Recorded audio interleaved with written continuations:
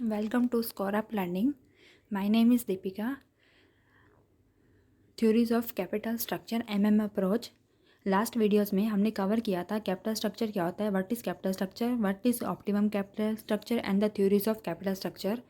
Now we can start the theories of MM approach of capital structure. This is the last theories of capital structure. Previous theory पहले ही upload कर दी हैं previous videos में. अब है theories of capital structure MM approach. MM approach क्या है? Irrelevant theory of capital structure. What is irrelevant? Irrelevant का मीनिंग क्या है? इररेलेवेंट का मीन्स होता है कि कैपिटल स्ट्रक्चर आप कैसा भी बनाओ, कैपिटल स्ट्रक्चर क्या है? जिसमें आप डेब्ट और इक्विटी को मिक्स करते हैं, वही होता है कैपिटल स्ट्रक्चर. तो कैपिटल स्ट्रक्चर कैसा भी हो उसका इफेक्ट नहीं पड़ेगा, ना वैल्यू ऑफ फर्म के ऊपर इफेक्ट पड़ेगा, ना ही कॉस्ट ऑफ कैपिटल के ऊपर इफेक्ट पड़ेगा. जैसे हमने पहले वाली थ्योरीज में किया था नेट इनकम अप्रोच में कि value of the firm effect करती है and cost of capital effect करता है, जैसे आप डेब्ट और इक्विटी को यूज़ करते हो. नेट ऑपरेटिंग इनकम अप्रोच भी क्या कहती थी कि जैसे ही आपने डेब्ट का ज़्यादा से ज़्यादा यूज़ करोगे तो कॉस्ट ऑफ कैपिटल आपकी कम हो जाएगी, वैल्यू ऑफ फर्म बढ़ जाएगी, लेकिन एक सर्टेन टाइम पीरियड के बाद वो क्या होती है, डेब्ट के साथ साथ इनकम वो कॉस्ट ऑफ कैपिटल है वो भी इंक्रीज़ होने लगती है. तो MM अप्रोच भी यही कहती है, सिमिलर है नेट ऑपरेटिंग इनकम अप्रोच की तरह. The difference is that it provides behaviour justification. Net income approach में और MM अप्रोच में एक यही डिफरेंस है कि ये बिहेवियर जस्टिफिकेशन प्रोवाइड करती है. किस लिए? कि cost of capital and value of the firm का कैपिटल स्ट्रक्चर के ऊपर कोई भी इफेक्ट नहीं पड़ता. और बिहेवियर जस्टिफिकेशन किस फॉर्म में प्रोवाइड करते हैं? आर्बिट्रेज प्रोसेस की फॉर्म में बिहेवियर जस्टिफिकेशन को प्रोवाइड करती है. अब ये क्वेश्चन बॉर्न होता है कि आर्बिट्रेज प्रोसेस होता क्या है? आर्बिट्रेज प्रोसेस होता है कि जैसे आपने एक असेट्स को बाय करोगे एक लो प्राइस के ऊपर एक वन मार्केट के अंदर, और सेम ही चीज़ को आप सेल करोगे अनदर मार्केट में हाई प्राइस के ऊपर. ये होता है आर्बिट्रेज प्रोसेस. मतलब कम जहाँ पर आप प्राइस कम है उस मार्केट से आप एक चीज़ को बाय कर लो, और जहाँ पर उस चीज़ का प्राइस ज़्यादा है वहाँ पे उसको सेल आउट कर दो. जो बीच में डिफरेंस होगा सेलिंग और बाइंग के बीच में वो आपका क्या हो जाता है? प्रॉफिट. और आर्बिट्रेज प्रोसेस क्या करता है? इसको इक्विलिब्रियम में लेकर आता है बोथ मार्केट्स के अंदर. हम आगे फर्दर वीडियो उसमें फर्दर करेंगे कि आर्बिट्रेज प्रोसेस इक्विलिब्रियम में कैसे लेकर आता है. Next is MM approach have two properties. MM approach अब टू प्रॉपर्टीज़ के ऊपर बेस्ड है. एक इसकी प्रॉपर्टीज़ बोलते हैं कि कॉर्पोरेट टैक्स को इंक्लूड नहीं करते. सेकंड प्रॉपर्टीज़ बोलते हैं हम टैक्सेस को इंक्लूड करते हैं. जहाँ पर होगा कि टैक्स इंक्लूड नहीं होते वहाँ कॉस्ट ऑफ कैपिटल और वैल्यू ऑफ द फर्म क्या रहेंगे? इंडिपेंडेंट. मीन्स उनका कैपिटल स्ट्रक्चर के ऊपर कोई भी इफेक्ट नहीं पड़ता. और जो फाइनेंशियल रिस्क इंक्रीज़ होता है कैसे? जैसे जैसे आप डेब्ट को इंक्रीज़ करोगे, जैसे हमने बताया था कि कैसे इंक्रीज़ होता है लास्ट वीडियो में, वैसे ही सेम चीज़ है नेट ऑपरेटिंग इनकम की तरह. उसमें ही बताया था कि कैसे इंक्रीज़ होता है फाइनेंशियल रिस्क. वही सेम पॉइंट है कि फाइनेंशियल रिस्क कैसे इंक्रीज़ होता है. जिसने वो वीडियो नहीं देखी है नेट ऑपरेटिंग इनकम अप्रोच, वो वीडियो आप देख सकते हैं, ऑलरेडी अपलोड कर दी गई है. तो जैसे जैसे आप डेब्ट को इंक्रीज़ कर रहे हो, डेब्ट को इंक्रीज़ करने से क्या है, इक्विटी शेयर होल्डर्स जितना डिविडेंड ले रहे थे, डेब्ट आपने इंक्रीज़ किया, इंटरेस्ट आपको ज़्यादा देना पड़ा उसकी वजह से. जितना equity share holders dividend expect कर रहे थे, अब उनका भी रिस्क बढ़ गया कि इतना इंटरेस्ट पे कर रहे हैं, पता नहीं कंपनी के पास कितना डिविडेंड रहेगा. तो वो भी डिमांड करते हैं कि हमें भी डिविडेंड ज़्यादा मिले. इस वजह से फाइनेंशियल रिस्क है वो इंक्रीज़ हो जाता है. Next is when taxes are applicable. अब टैक्स एप्लीकेबल होते हैं तब क्या होता है? Tax benefit due to interest payment are recognised. जैसे जैसे आप इंटरेस्ट की जो पेमेंट है करोगे उसके ऊपर टैक्स जो लगता है उसको आप रिकॉग्नाइज करते हो इसमें कि हमारा टैक्स लगा है. और इसकी वजह से जो चेंज होता है डेब्ट में वो इफेक्ट किसको करता है? हमारी वैल्यू ऑफ द फर्म को. हम इसको फर्दर फुली एक्सप्लेन करते हैं. फर्स्ट प्रॉपर्टी है when tax is not applicable. ये है जब टैक्स एप्लीकेबल नहीं है, जब आपका टैक्स नहीं लग रहा है तब क्या होता है? जब जब टैक्स नहीं लगता है तो कौन सी आती है प्रोसेस? Arbitrage process. आर्बिट्रेज पहले ही बताया था कि एक सिक्योरिटी का आप एक मार्केट में परचेज करते हो लो प्राइसेस पर और सेलिंग करते हैं अनदर मार्केट में हाई प्राइसेस पर.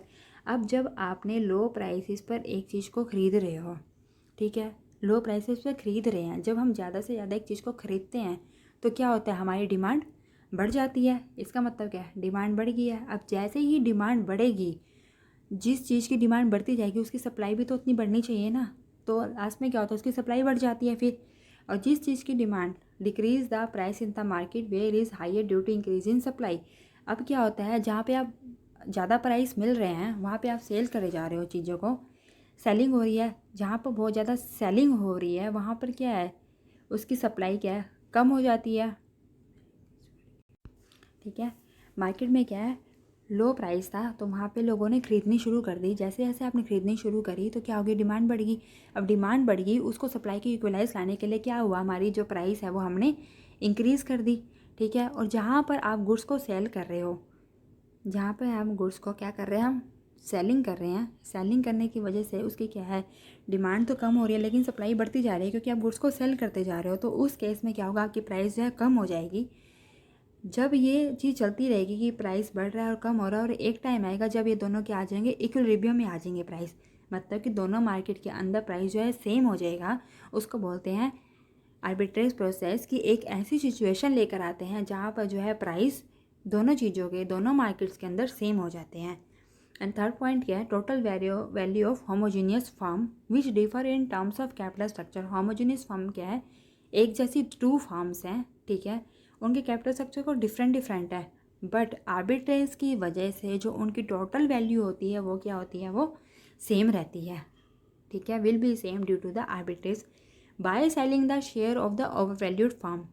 ओवरवैल्यूड फर्म मतलब कि जैसे एक चीज़ का प्राइस फेयर प्राइस है लेकिन आप उससे ज़्यादा उसको बेच रहे हो, उससे ज़्यादा उसका प्राइस आप ले रहे हो। जैसे एक मान लो एक शेयर 100 रुपीज़ का, लेकिन आपने उसको क्या कर दिया 120 रुपीज़ का सेल कर रहे हो, तो ये क्या हमारा ओवर वैल्यूड है।